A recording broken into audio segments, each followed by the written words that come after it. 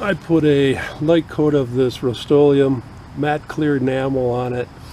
Helps protect the surface of it, make it last longer. I want to read all the instructions on the back of the can for using this product. I'm going to spray the underside of the wings first and the base.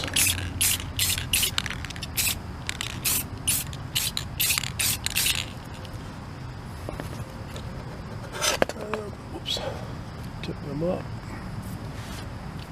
Put a real light coat on the entire surface. I don't want to put too much on because it'll run. Go over here and shoot this side.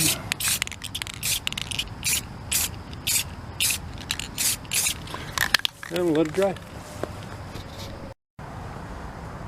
And there's the finished crane. Turned out pretty decent.